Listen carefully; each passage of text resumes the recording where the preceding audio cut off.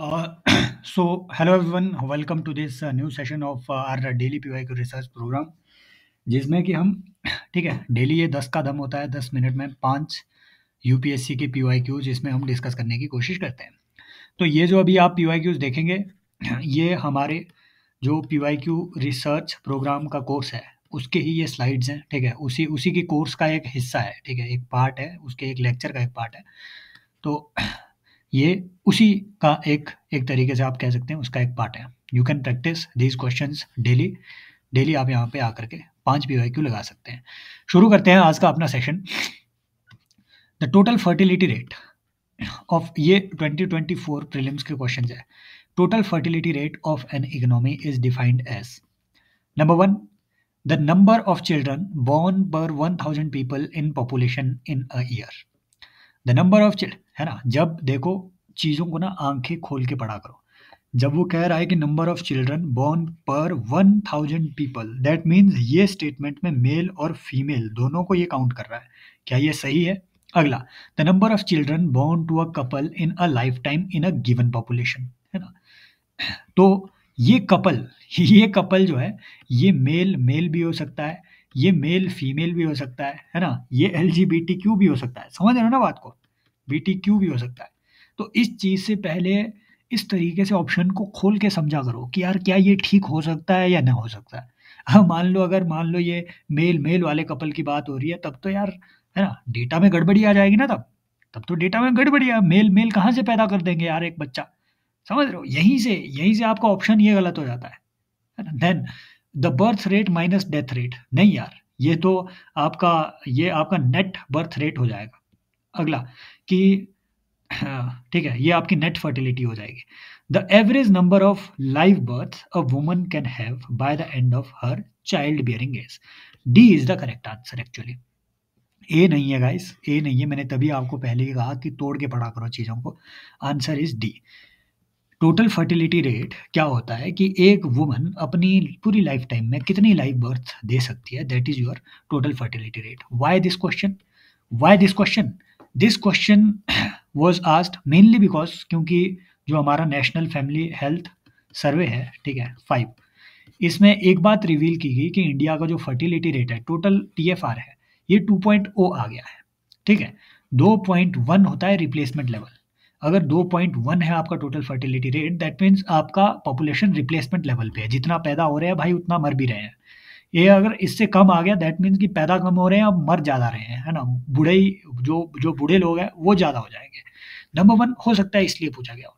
Number 2 हो सकता है इसलिए भी पूछा गया हो क्योंकि इन 2024, हालाँकि, है ना, लगभग उसी टाइम पे सोसाइटी एट ग्लांस जो एक रिपोर्ट आई थी, उसमें ये बात लिखी गई कि यार एवरेज जो OECD कंट्रीज़ है, OECD कंट्रीज़, आप मुझे बताएँगे कमेंट सेक्शन में नंबर 1 OECD का हेडक्वार्टर कहाँ है? नंबर 2 कि FATF का हेडक्वार्टर कहाँ है? ठीक है। नंबर 3 आप मुझे बताएँगे कि ITER नाम का एक प्रोजेक्ट है, ये कहाँ पे चला हुआ है? ये आप मुझे कमेंट सेक्शन में बताएँगे। थोड़ा रिवीजन साथ में करते रहिए। तो जो OECD की कंट्री है, इनका मैक्सिमम OECD कंट्रीज़ का जो पॉपुलेशन है वो रिप्लेसमेंट लेवल से नीचे चला गया। अगले साल वो नॉर्मल से आपके CDS-VDS के क्वेश्चन में ये भी पूछ सकता है कि the term replacement level often seen in news is related to which of the following? It is related to your total fertility rate.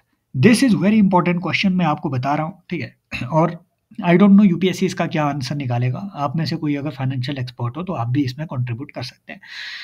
ये क्वेश्चन पढ़िए जरा कि in India non banking financial companies can access the liquidity adjustment facility window of the reserve bank of India. In India, foreign institutional investors hold the government securities (GSECs).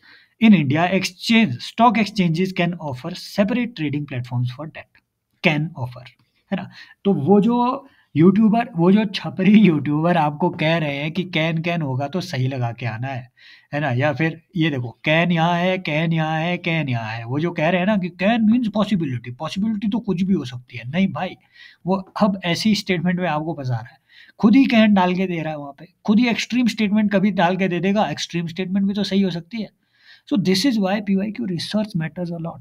No doubt your tricks वगैरह जो आपके साथ है वो आपके साथ रहेगी, but knowledge will never betray you. Knowledge will never betray you. आपके जो हथियार है उसे जितना शार्प करोगे, है ना। देयर इज दिस सेइंग कि इफ समबडी, ठीक है, कि कोई एक सेइंग थी कि अगर कोई मुझे कहे कि मैं कोई पेड़ काटूँ तो I will spend 3/4 of my time in sharpening my ex. ठीक है? तो वो सेइंग बहुत बढ़िया है, रोमन एंशिएंट रोमन सेइंग्स बहुत सही, ठीक है, उनकी ये रहती थी। खैर छोड़िए, मैंने इसके जो आंसर्स देखे, देखो नो डाउट ये दूसरा और तीसरा तो सही है, सभी को मालूम है कि इंडिया में स्टॉक एक्सचेंजेस जो है definitely they can offer separate trading platform for debts. Debts means bond. Bond यार ट्रेड होते तो है, स्टॉक्स में ट्रेड होते हैं। आप लोगों ने कहीं पे, ठीक है, बीएससी एनएससी वगैरह में अगर कोई स्टॉक में इन्वेस्ट करता है तो आपको पता होगा कि यार होते हैं यार, जनरल सी बात है, कॉमन बात है। FIIs can hold government securities in India. इस पे मैं अलग से, ठीक है, इस पे मैं अलग से एक बढ़िया रिसर्च करूंगा, ठीक है, अभी आपको बताऊंगा। स्टेटमेंट ये सही है। प्रॉब्लम क्या है कि फर्स्ट स्टेटमेंट पे है, मोस्ट ऑफ द कोचिंग इसको गलत बता रही है, क्योंकि उनके अकॉर्डिंग जो नॉन बैंकिंग फाइनेंशियल कंपनीज है they can not access the liquidity adjustment facility directly. Definitely yes, कि भैया नॉन एनबीएफसी जो है वो लिक्विडिटी एडजस्टमेंट फैसिलिटी डायरेक्टली वो एक्सेस नहीं कर सकती है। यहां तक ये ठीक है, they can not access the LAF directly as an NBFC, they can not access the LAF। But problem ये है, आरबीआई के रेगुलेशन में थोड़ी प्रॉब्लम ये है कि एनबीएफसी को लिक्विडिटी एडजस्टमेंट फैसिलिटी, ठीक है, जिस फैसिलिटी के थ्रू आरबीआई बैंकों को लोन देता है ना, और या फिर उनसे लिक्विडिटी को, ठीक है, उसको सक करता है। मान लो अगर एक्सेस लिक्विडिटी हो जाए तो आरबीआई क्या करेगा, बॉन्ड बेच देगा, ठीक है, बैंकों को, और उनसे पैसा वापस ले लेगा। और अगर लिक्विडिटी की कमी हो तो आरबीआई क्या करेगा, उनको बॉन्ड बेचेगा और सॉरी उनको पैसा देगा और उनसे बॉन्ड अपने वापस ले लेगा। समझ रहे हो ना बात को, रेपो रिवर्स रेपो, इतना आपको बेसिक मालूम है। लेकिन प्रॉब्लम यह है कि आरबीआई डेफिनेटली एनबीएफसी को अलाउ नहीं किया गया है कि आप एज एन एनबीएफसी एलएएफ में पार्टिसिपेट करो। नो, एनबीएफसी किससे लोन लेती है, वो आरबीआई से डायरेक्टली लोन नहीं लेती है, वो बैंकों से लोन लेती है। ये बात यहां तक सही है। लेकिन भाई जो ये लिक्विडिटी एडजस्टमेंट फैसिलिटी है, इसमें प्राइमरी डीलर्स भी एलिजिबल है। प्राइमरी डीलर कौन होते हैं, नॉर्मली ये बड़े बिजनेसमैन होते हैं, है ना, बड़े जो बिग बिजनेसेस होते हैं वो प्राइमरी डीलर किस चीज के, गवर्नमेंट सिक्योरिटी के प्राइमरी डीलर, कि प्राइमरी मार्केट में वो कुछ स्पेशल डीलर होते हैं, वो वहां पे जाकर के इन्वेस्ट कर सकते हैं ई-कुबेर प्लेटफॉर्म पे, उन पीडीज की अलग से प्रोफाइल बनती है। अब एज अ प्राइमरी डीलर जो एनबीएफसी है वो अलाउड है LAF में पार्टिसिपेट करने के लिए। दैट मीन्स एनबीएफसी आरबीआई से प्राइमरी डीलर का सर्टिफिकेट ले सकती है और फिर वो पार्टिसिपेट कर सकती है LAF में। अब जाकर के स्टेटमेंट ऊपर पढ़ो, in India NBFC can access liquidity adjustment facility window of the RBI. Can मतलब क्या, पॉसिबिलिटी, या फिर ये एक तरीके से कैपेबिलिटी की बात कर रहा है, जो मेरी इंटरप्रिटेशन है इस स्टेटमेंट की।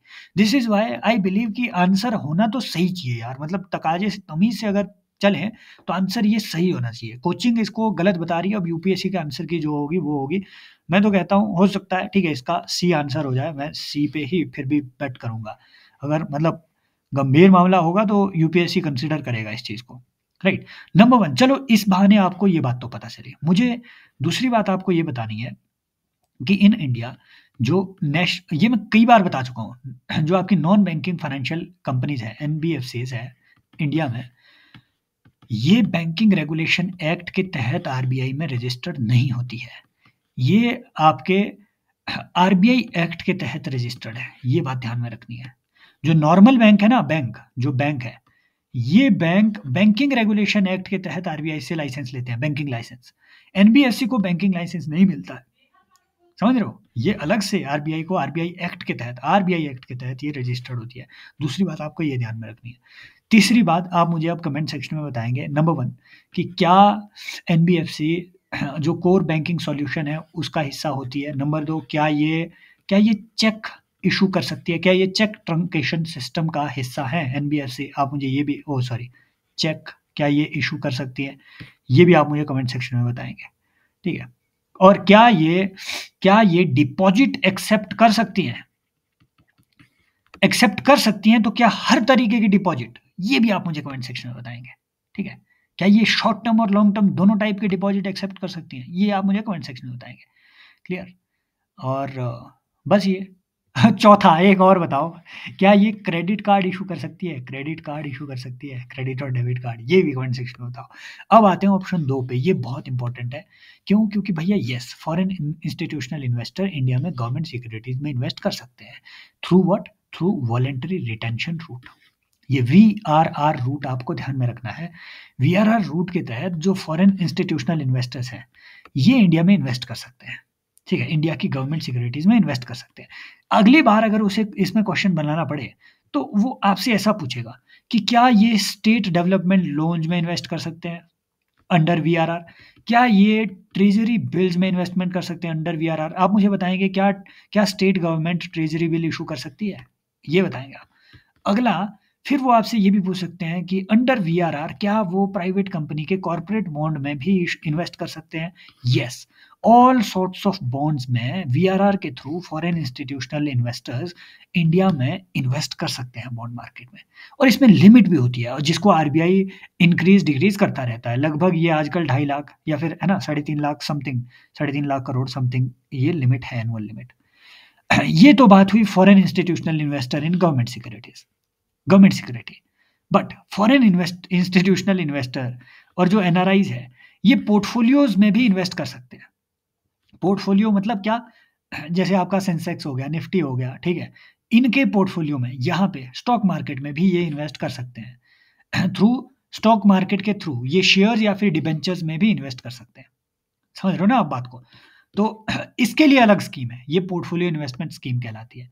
अब इसके अंदर क्या-क्या प्रोविज़न है, ये आपको रटने नहीं बैठना है। बस ध्यान में ये रखना है कि येस, ऑब्वियसली जब भी यहाँ एनआरआई, पीआईओज़ वगैरह की बात होगी, तो एट लीस्ट वो फेमा के तहत आएँगे ही आएँगे। फॉरेन एक्सचेंज मैनेजमेंट एक्ट के तहत वो आएँगे ही आएँगे। समझ रहे हो? बाकी एलएएफ के बारे में आपको मालूम है, लिक्विडिटी एडजस्टमेंट फैसिलिटी क्या है, और ये नरसिम्हा कमेटी के रिकमेंडेशन पे लाई गई थी। क्लियर? ये वही सब कहानी है कि ठीक है, पीडीज़ वगैरह किस तरीके से इसमें इन्वेस्ट कर सकती हैं, और आपके ठीक है एनबीएफसी से रिलेटेड ये पूरी कहानी इसमें ऐड की गई है। इसमें हमने थोड़ा टाइम ज़्यादा लगाया, इसीलिए क्योंकि लगाना बनता है, राइट? काफ़ी चीज़ें यहाँ से हमारी क्लियर हुई। एक जो लेटेस्ट डेवलपमेंट है, वो है कि भैया आरबीआई ने म्यूल हंटर डॉट एआई करके अपना एक नया वो चलाया है, आरबीआई इनोवेशन हब। ठीक है? इसने यहाँ से क्वेश्चन ये भी बन सकता है कि ये म्यूल हंटर क्या चीज़ है, नंबर 1। नंबर 2, ये म्यूल अकाउंट क्या चीज़ है, जो रिसेंटली न्यूज़ में रहते हैं। म्यूल अकाउंट आपने कुछ नहीं है, बस ये याद रखना है कि इलिसिट ट्रैफिकिंग ऑफ फंड के लिए जो, ठीक है, एक तरीके से मनी लॉन्ड्रिंग के लिए यूज़ होने वाला अकाउंट है, उसे म्यूल अकाउंट आरबीआई ने कहा है। उसी को रोकने के लिए म्यूल हंटर डॉट एआई का जो है आपको ये कॉन्सेप्ट देखने को मिलेगा, राइट? तो गाइस, अगर आप ठीक है चाहते हैं कि ये जो सेशंस हैं इनका आप आनंद लें, ये बिल्कुल जो भी ये पूरी स्लाइड्स हैं, ये हमारे प्रीलिम्स का पंचनामा एक कोर्स चलता है। इसमें हम यूपीएससी के पीवाईक्यूज, ठीक है, मोर देन 5000 पीवाईक्यूज को, यूपीएससी, सीडीएस, सीएपीएफ वगैरह, इन सब के सीएससी सब के पीवाईक्यूज को यहाँ पे ऐसे नहीं randomly, no no no, topic wise हम यहाँ पे, ठीक है। फॉर एग्जांपल आपने देखे होंगे सेशंस मैंने नीचे आपको ठीक है अपलोड करके रखे हुए हैं, तो डेमो सेशंस, तो उसमें आप पाएंगे कि अगर बुद्धिज्म पे आपको पढ़ना है तो कहीं दूसरी जगह मत जाओ। पूरा एनसीईआरटी उसमें कवर्ड है एक ही सेशन में। बुद्धिज्म पे सारे पीवाईक्यू सेशन कवर्ड है और ट्रस्ट मी 30-40 क्वेश्चन हर साल रिपीट होते हैं। तो अगर आपको ये वन स्टॉप सॉल्यूशन चाहिए, कहीं मेरा गला खराब है, ठीक है, मैं बीमार भी हूँ, सो सॉरी फॉर दैट, तो civilspot.in ये मेरी ही वेबसाइट है, इसमें आप लॉगिन कर सकते हैं और ज्वाइन कर सकते हैं कोर्स को। साइंस एंड टेक ये एक बहुत अमेजिंग कोर्स है, मैं लिंक चाहे यहाँ पे पिन कर दूंगा, नीचे आप जा करके देखना। 2023 में भाई, ठीक है, 9 क्वेश्चन ऐसे थे, total 12 question science and tech में पूछे थे, 9 क्वेश्चन ऐसे थे जो लाइन टू लाइन आप वहाँ पे मार्क कर सकते थे। आप रिव्यूज देख सकते हैं स्टूडेंट, ठीक है, लर्नर्स के रिव्यू देख सकते हैं अगर आपको थोड़ा ज़्यादा इन्फॉर्मेशन चाहिए तो। 1-2 क्वेश्चन और कर लेते हैं इसके, ठीक है, अदरवाइज ठीक है। सीबीएलओ पे क्वेश्चन पूछा गया था कि what is collateral borrowing and lending obligations. ये देखो, मैं नहीं चाहता हूँ आपको कि आप सीबीएलओ पे रिसर्च करो कि सीबीएलओ क्या चीज़ है, नो। मैं आपको चाहता हूँ कि एक माइंडसेट ऐसा प्रिपेयर कर लो, क्योंकि देखो 2024 का प्री मैंने भी दिया है ना, और मेरे अच्छे नंबर बन रहे हैं। अपनी ठीक है, कट ऑफ से मे बी अगर कट ऑफ 90 है तो मेरे बढ़िया बन रहे हैं 115, 116 और हर साल बनते हैं, हर साल, ठीक है। 3 साल से लगातार 115 प्लस मैं स्कोर कर रहा हूँ, ठीक है, प्री में। लेकिन वो नॉलेज की वजह से नहीं है, मुझे भी नहीं पता था ये, लेकिन मैंने फिर भी I ended up marking this question right कि सीबीएलओ एक्चुअल में क्या है। भाई यहाँ से पता चल रहा है बोरोइंग और लेंडिंग जहाँ पे हो रही है ना इन इंडियन इकोनॉमी, जो कोलेट्रल बोरोइंग या फिर लेंडिंग हो रही है, तो ये आपकी क्या क्या ये फॉरेक्स मार्केट में हो रही है? नहीं, इसे तो पहले ही हटा दो, फॉरेन एक्सचेंज का इसमें इन्वॉल्वमेंट है ही नहीं, कोलेट्रल पे बोरोइंग लेंडिंग हो रही है। इमेजिन करो, अब ये कोलेट्रल कुछ भी हो सकता है, ये गवर्नमेंट सिक्योरिटी के बेसिस पे हो सकता है, एक एग्रीमेंट हो सकता है एज ए कोलेट्रल।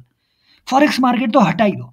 क्या आप लेंडिंग बोरोइंग स्टॉक मार्केट में करते हैं क्या? नहीं भाई, वहां शेयर्स खरीदते हैं, बेचते हैं, इसे भी हटा दो। बचता है बॉन्ड मार्केट, बचता है मनी मार्केट। समझ रहे हो? अब देखो ये बॉन्ड मार्केट ना बॉन्ड मार्केट बहुत ही एक नैरो कॉन्सेप्ट है। बॉन्ड मार्केट एक बहुत नैरो कॉन्सेप्ट है। इनफैक्ट बॉन्ड मार्केट का एक हिस्सा मनी मार्केट में भी आता है ना? फॉर एग्जांपल आप अगर आप टी बिल्स का बात करें तो T bill is a kind of bond, ये मनी मार्केट का आपका हिस्सा है, it is not a capital market.